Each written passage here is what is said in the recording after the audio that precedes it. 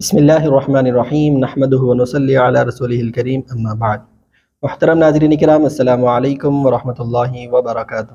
انشاءاللہ تعالی فضائل و مسائل میں آج ہم بات کریں گے روزے کی تعریف اور اس کے اقسام کے بارے میں۔ روزے کی تعریف اور اس کا ڈیفینیشن یہ ہے کہ طلوع صبح صادق سے لے کر غروب آفتاب تک بنیت عبادت، کھانے پینے اور فزیکل ریلیشن سے دور رہنے کا نام روزہ ہے۔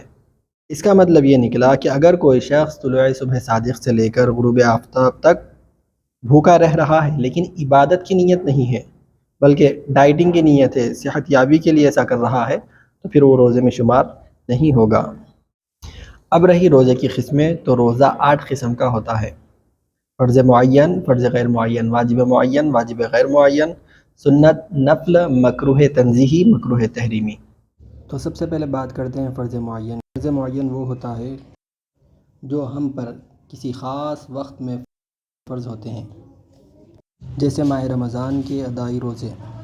اس کے بعد آتا ہے فرض غیر معین۔ فرض غیر معین کا مطلب جس کا ہم پر رہنا ضروری تو ہوتا ہے لیکن اس کے لیے کوئی خاص وقت مقرر نہیں ہوتا، جیسا کہ ماہ رمضان کے قضا روزے۔ یعنی اگر کسی شخص کے رمضان کے روزے چھوٹ جائے تو وہ کسی اور ایام میں بھی رہ سکتا ہے، اس کے لیے کوئی خاص وقت مقرر نہیں ہوتا۔ پھر اس کے بعد آتا ہے واجب معین۔ واجب معین کے تحت نذر معین کا روزہ آتا ہے۔ نذر معین کا مطلب یہ ہوتا ہے کہ اگر کوئی شخص اپنی زبان سے یہ کہے کہ اگر میرا فلاں کام ہو جائے تو میں اللہ تبارک و تعالیٰ کے لیے فلاں دن روزہ رکھوں گا، تو اس بندے پر ایسا کہنے کی وجہ سے، نظر ماننے کی وجہ سے اسی دن روزہ رکھنا واجب ہو جاتا ہے۔ اسی کو واجب معین کہتے ہیں۔ اس کے بعد آتا ہے واجب غیر معین۔ واجب غیر معین کے تحت 3 روزے آتے ہیں۔ نمبر 1، کفارے کے روزے، یعنی اگر کوئی شخص ماہ رمضان المبارک میں جان بوجھ کر بلا عذر شرعی روزہ توڑ دیتا ہے تو اس پر کفارہ لازم آتا ہے، اور کفاروں کے تحت 3 چیزوں کا ذکر ہے، جن میں سے پے در پے 60 روزے رکھنا بھی ہے۔ تو اگر کوئی بندہ جان بوجھ کر روزہ توڑ دیتا ہے بلا عذر شرعی تو اس پر جو روزہ رہنا لازم آتا ہے واجب غیر معین۔ یعنی اس کا مطلب یہ ہے کہ رہنا تو اس کے اوپر واجب ہے لیکن اس کے لیے کوئی وقت مقرر نہیں ہے، کبھی بھی وہ روزے رہ سکتا ہے۔ واجب غیر معین کے تحت جو دوسرا روزہ آتا ہے وہ نذر غیر معین کا روزہ ہے۔ یعنی بندہ اگر یہ کہے کہ اگر میرا فلاں کام ہو جائے تو میں اللہ تبارک و تعالیٰ کے لیے روزہ رکھوں گا، 1 روزہ رکھوں گا یا 2 روزہ رکھوں گا، اور وقت مقرر نہ کرے تو اسے نذر غیر معین کہتے ہیں، اور اس پر یہ نظر کا روزہ واجب غیر معین کہلاتا ہے۔ مطلب یہ کہ روزہ رکھنا تو واجب ہوتا ہے لیکن اس کے لیے کوئی خاص وقت مقرر نہیں ہے۔ واجب معین کے تحت تیسرا روزہ جو آتا ہے وہ نفل روزہ ہے۔ ایسا نفل روزہ جو شروع کر کے توڑ دیا گیا ہو، یعنی اگر کوئی شخص نفل روزہ رہ رہا تھا لیکن کسی وجہ سے اسے توڑ دیا ہے تو پھر اس پر روزہ رہنا واجب ہوگا، اور یہ واجب غیر معین ہوگا، یعنی رہنا تو ضروری ہے لیکن کسی بھی وقت رہ سکتا ہے، اس کے لیے بھی کوئی وقت مقرر نہیں ہے۔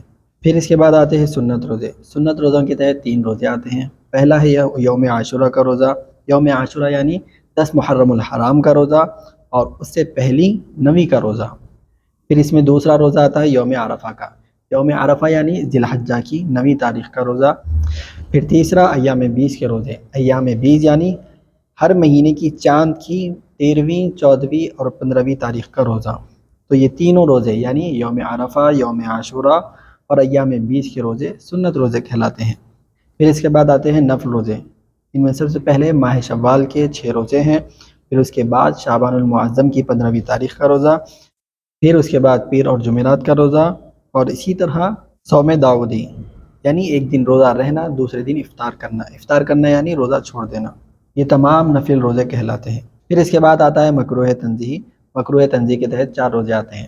پہلا روزہ صرف 10 محرم الحرام کا 1 روزہ رہنا، اور اس کے بعد دوسرا روزہ آتا ہے صرف ہفتے کے دن کا روزہ رکھنا، اور تیسرا روزہ آتا ہے ناغہ کیے بغیر لگاتار پے در پے نفل روزے رکھنا، اور چوتھا آتا ہے کہ خواتین کا اپنے شوہر کی اجازت کے بغیر نفل روزے رکھنا۔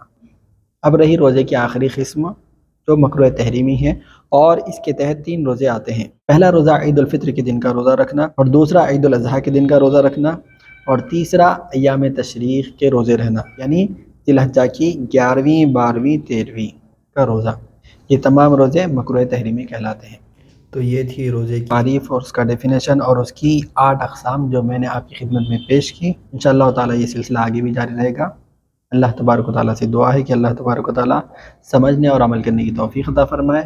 وآخر دعوانا ان الحمد للہ رب العالمین۔